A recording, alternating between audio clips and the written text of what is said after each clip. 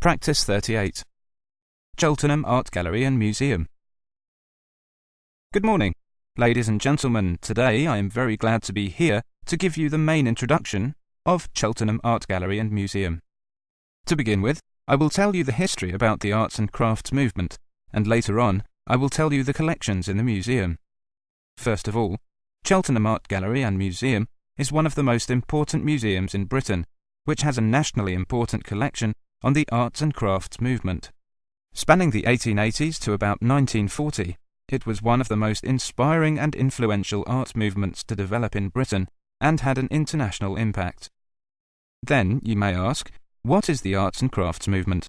In the following part, I will tell you the knowledge in general. The arts and crafts movement developed in 19th century Britain as a rebellion against the fashion for inventive sham and over-elaborate design, and as an attempt to reverse the growing dehumanization of work in society. It was based on simple forms, truth to materials, and the use of nature as the source of pattern. Young London-based architects were inspired by the ideas of John Ruskin and William Morris. They founded the Art Workers Guild in 1884 to break down barriers between architects, artists, designers, and makers.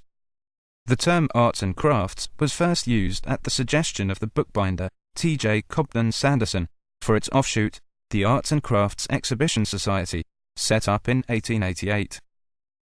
The arts and crafts movement was a rebellion of substance as well as style. Its power came from the conviction that art and craft could change people's lives. Its strong social and moral purpose has ensured its continuing relevance. Many guilds and workshops were set up which had a long-lasting impact on communities. The work could be highly decorated, but was often extremely plain. The roughness and simplicity of some work was shocking. One reviewer in 1899 referred to an arts and crafts piece as looking like the work of a savage. However, most pieces show a concern for and understanding of craftsmanship.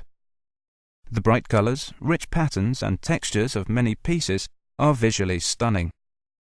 Because ideas about art, work and society were central to the arts and crafts movement, the arts of the book, including calligraphy, typography and bookbinding, were highly valued.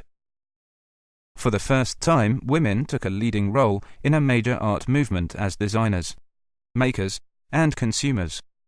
Both the home and women's role in it were elevated, bringing a subversive freshness to architecture and interior decoration.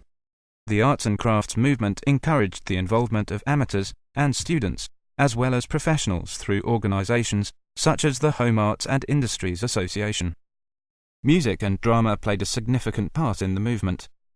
Composers such as Ralph Vaughan Williams and Gustav Holst shared the arts and crafts love of the countryside and folk traditions.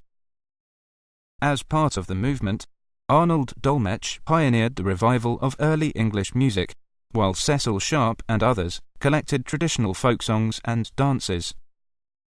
Theatrical entertainments were an important social aspect of the movement, involving both amateurs and professionals such as Bernard Shaw and John Masefield.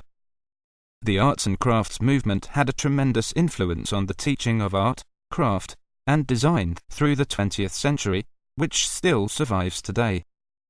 This link is illustrated by contemporary craftwork featuring designers such as Alan Peters and Wales.